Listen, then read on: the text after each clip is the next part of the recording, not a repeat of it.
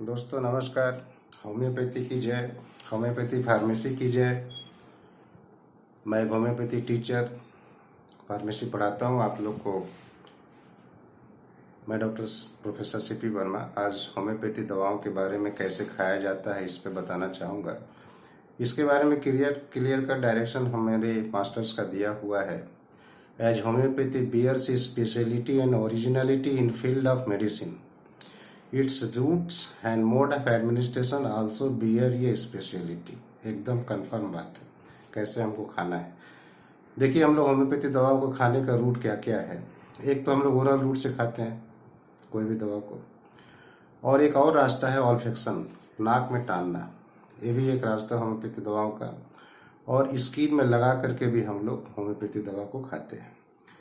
और जैसे कुछ दवा आँख में डाली जाती है, कुछ दवा कान में भी डाली जाती है। ओरल रूट में कुछ दवा को जो है हम लोग जीभ के नीचे में भी रख सकते हैं।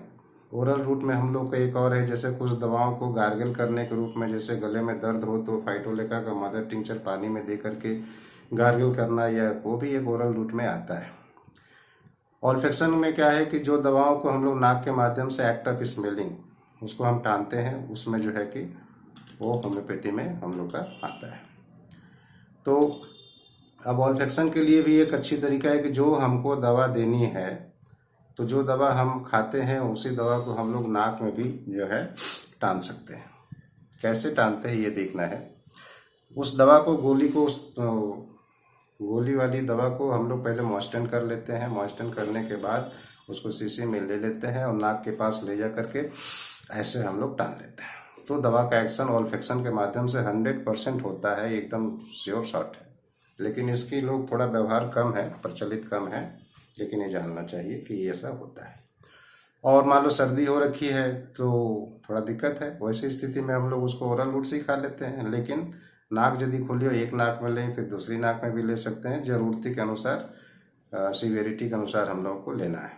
और मान लीजिए कुछ पेशेंट को एपिलेप्सी हो गया है, या हिस्टीरिया है, या फिट हो गया है, या अज्ञान हो गया है, वैसी स्थिति में हम लोग नाक से दे सकते हैं, क्योंकि उस समय में मुंह से देना संभव नहीं होता है। और मान लीजिए आइडियोसिंक्रेसी पेशेंट है, जो हाइपर सेंसिटिव पेशेंट है, उन लोगों में भी हम लोग होम्योपैथी दवा जो है नाक के माध्यम से देते हैं, तो एक अच्छा लाभ हम लोगों को मिलता है।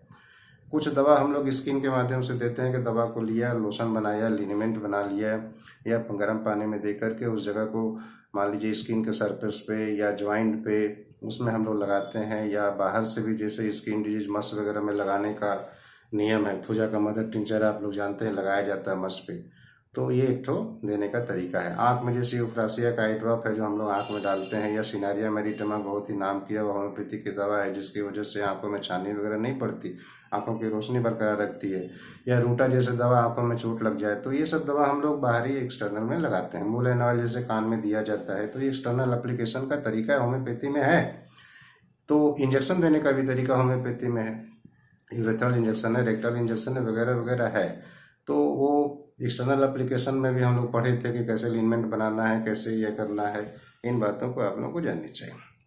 अब इसका प्रिंसिपल क्या है कि कैसे हम देंगे, इस बात का निर्धारण फिजिशियन करता है कि होम्योपैथी दवाओं का क्या कौन सा रूट में हमको देना सुविधा होगा। और फॉर्म में किस रूप में आप देंगे ये भी तय करना पड़ता है कि आप उसको लिक्विड फॉर्म में देंगे कि या सॉलिड फॉर्म में देंगे।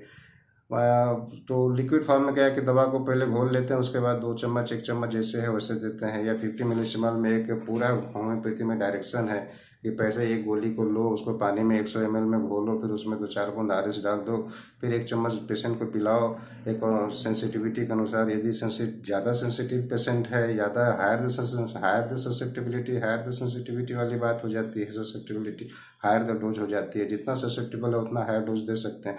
तो 50 मिलीसिमल में पेशेंट का बिना किसी रोग में वृद्धि हुए हम लोग दे सकते हैं।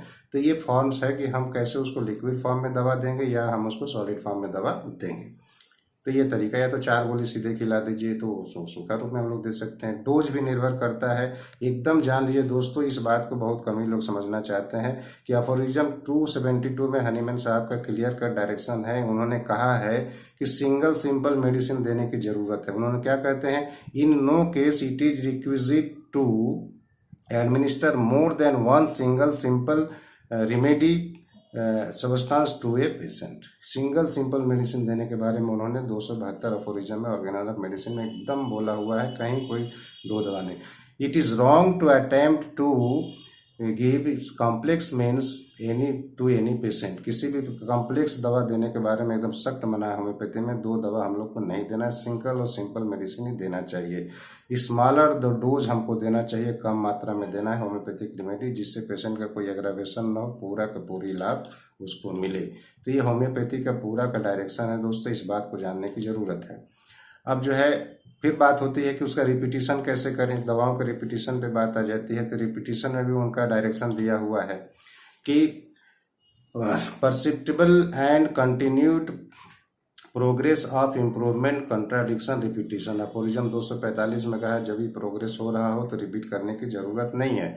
Repeat the dose only when the improvement ceases. यदि किसी पेशेंट का इम्प्रूवमेंट रुक गया है तब हम जाके रिपीट कर सकते हैं, एकदम डायरेक्शन दिया हुआ है। 248 में उनका कहना है repetition may be continued till either recovery ensues or different groups of symptoms arises and thus demands different remedies। यदि अलग ग्रुप ऑफ मेडिसिन हो गया है तो फिर से दवा का निर्वाचन अलग से करो और सटीक मेडिसिन दो। इन क्रॉनिक डिजीज, पुरानी बीमारियों में उनका सीधे कहना है कि मेडिसिन में be repeated eight interval of 14, 12, 10, 8 और 7 डेज। एकदम क्लियर कट इंडिकेशन है हनीमैन साहब का। और एक्यूट डिजीज में कहना है उनका कि a very much shorter period at every 12 hour, every 24 hour, every 8 hours आप रिपीट कर सकते हैं। और वेरी एक्यूट डिजीज में every hour, even at every 5 minute भी आपको रिपीट करने की ज़रूरत पड़ सकती है। एकदम सब कुछ का डायरेक्शन दिया हुआ है। प्रॉपर टाइम ऑफ एडमिनिस्ट्रेशन की दवा क्या है उन्होंने सीधे बताया कि मान लीजिए इंटरमिटेंट फीवर किसी को हुआ हो तो most appropriate time is immediately after the end of the paroxysm. Aphorism 236 में ऑर्गेनाइज ऑफ मेडिसिन में मेंशन किया हुआ है। मेंस्ट्रुअल केस में महिलाओं में क्या है कि the best time is the post menstrual period. महीना होने के बाद हमको देना चाहिए, क्योंकि एग्रावेशन के समय में देंगे तो और तकलीफ बढ़ जाएगी। इसलिए हमको हमेशा याद रखना चाहिए कि medicine should not be given during their aggravation time, नहीं देना है।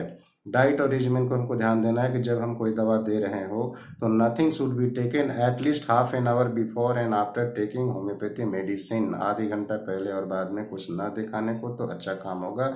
अफोरिज्म 259 में क्लियर कट बोला हुआ है। लोग पढ़ते नहीं हैं इसलिए जानते नहीं हैं, पढ़ने से लोगों को थोड़ा सा दिक्कत लगती है। यदि आप पढ़ेंगे तो इन सब बातों को जानेंगे।